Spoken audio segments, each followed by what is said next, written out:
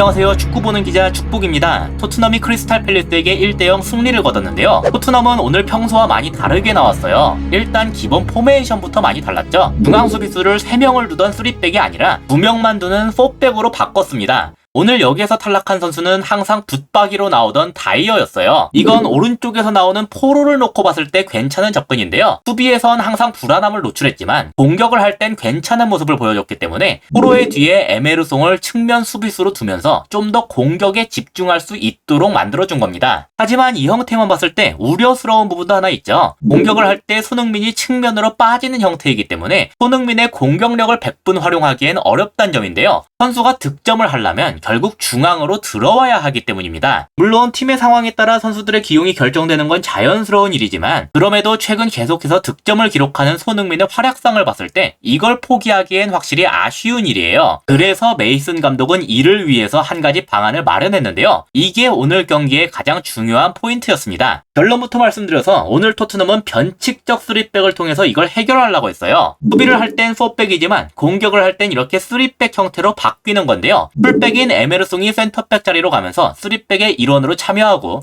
반대편에 있는 벤 데이비스는 한 칸 측면으로 올라가서 윙백 자리를 맡았습니다. 그래서 공격 시에는 이번 시즌에 나왔던 모습 그대로였어요. 이러니까 손흥민은 공격을 할 때엔 중앙에서 활동할 수가 있게 됐죠. 손흥민이 중앙으로 가더라도 벤 데이비스가 측면을 맡아줄 수 있게 됐거든요. 경기 장면에서도 이런 모습들이 잘 나왔는데요. 먼저 지금은 토트넘이 수비를 하는 상황인데 보시면 처음에 소개된 포메이션대로 4-4-2 형태인 걸 확인할 수 있습니다. 오른쪽에선 포로, 왼쪽에선 손흥민이 측면에 위치하고 있는 중이죠. 이 장면도 마찬가지예요. 손흥민과 포로가 각각 측면 윙어처럼 위치하고 있죠. 따라서 오늘 명백하게 토트넘은 수비를 할 때엔 4-4-2 형태를 취했다. 이렇게 볼 수 있겠습니다. 하지만 공격을 할 때엔 달랐어요. 손흥민의 위치를 보시면 거의 중앙에 위치하고 있죠. 케인이 살짝 아래로 내려왔기 때문에 히샬리송과 손흥민이 투톱처럼 자리하고 있어요. 반면 손흥민과 다르게 오른쪽에 있는 포로는 여전히 측면에 있는데요. 아까 말씀드렸다시피 이건 토트넘이 공격을 할 때엔 3백으로 다시 바꿨기 때문입니다. 표시를 하자면 이렇게 되겠죠. 우측 풀백인 에메르송이 우측 센터백 자리에 머무는 반면 좌측 풀백인 벤 데이비스는 적극적으로 올라갔기 때문에 포로는 측면으로 벌릴 수밖에 없는 반면 손흥민은 측면을 데이비스한테 맡기고 중앙으로 좁힐 수 있었습니다. 따라서 최전방 중앙에선 이전과 똑같이 손흥민, 케인, 히샬리송의 3톱이 자리할 수 있었죠.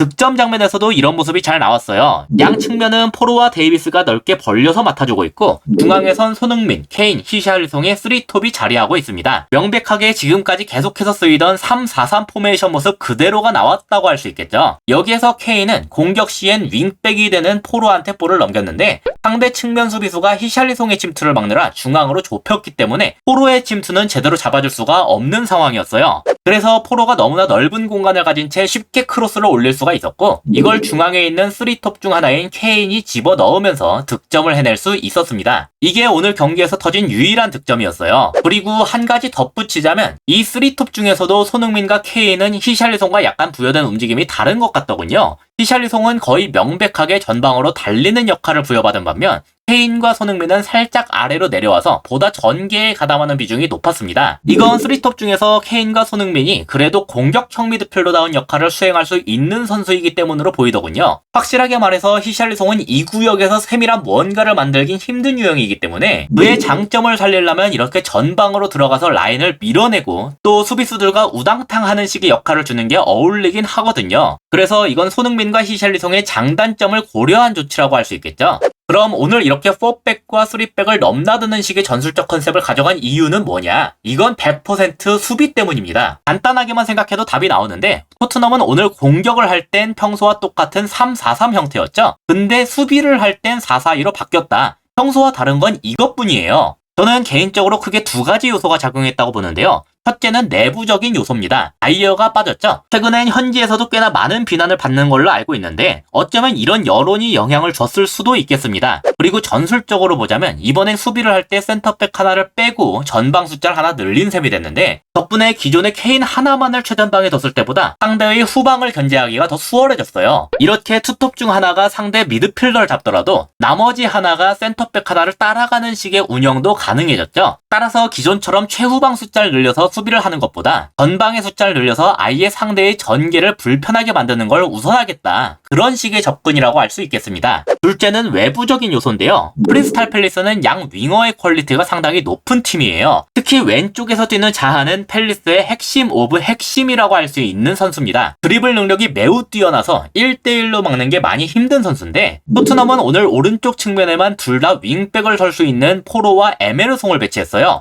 덕분에 설령 포로가 자아한테 뚫리게 되더라도 마찬가지로 측면의 수비수인 에메르송이 즉각적으로 도움을 줄 수가 있었습니다. 에이스인 자하를 2대1로 막기가 보다 수월해진 거죠. 반대편도 마찬가지예요. 아니 오히려 이번 시즌엔 여기가 더 위험하다고 볼 수도 있는데 2골에 9도움을 기록한 올리세와 8골 3도움을 기록한 에제가 여기서 뛰고 있기 때문이에요. 특히 최근 도움을 올리는 기세가 대단한 올리세를 막는 게 매우 중요했는데 손흥민이 수비를 할 때 여기를 적극적으로 도와주면서 그 영향력을 많이 죽일 수 있었습니다. 동시에 케인이 상대의 중미 하나를 잡아주고 있기 때문에 호이비도 에제를 거의 전담해서 잡아줄 수가 있었어요. 만약에 기존의 3백이었다면 최전방 숫자가 하나 없어졌겠죠? 그랬다면 호이비가 두쿠레와 에제를 둘 모두 상대하는 그림이 됐을 겁니다. 그랬다면 팰리스는 그 수적 우위를 활용해서 두쿠레를 통해서 보내든지 아니면 에제한테 바로 보내든지 어떤 식으로든 전개를 이어가기가 수월했을 거예요. 하지만 토트넘이 수비 시에 센터백 하나를 줄이고 전방 숫자를 하나 늘리는 선택을 했기 때문에 이런 점에서 팰리스의 강점인 부분을 잡기가 편해졌다. 그렇게 볼 수가 있겠습니다. 한 가지 염려스러운 점은 손흥민이 측면 수비를 위해 기존보다도 많이 내려와야 했던 건데 아무래도 이전보다 체력적인 부담이 훨씬 더했을 것이란 점과 빠르게 역습을 나가야 하는 상황에서 최전방에 위치하긴 힘들다는 점이 걸렸어요. 수비를 할 때 손흥민한테 약간의 희생이 따르게 된 거죠. 하지만 현재 토트넘이 보유한 스쿼드나 전체적인 상황을 봤을 때